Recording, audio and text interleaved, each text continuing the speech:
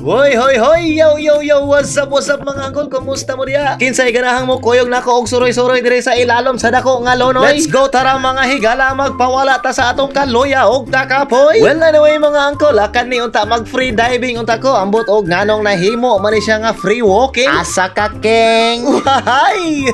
Ako yawa angkol may pawiri-wiri pas kamot. Anyway mga higala, kung kamo natingala asa ning dapita og nganong kaning ilahang dagat dire perti mang tinawa, akuha day nato ning video sa Hidden Beach aning panahona. Ug kung wala pagyapon mo kay balo kung asa gyud ning dapita, diri sa salagsyaton lang ni ninyo pangita.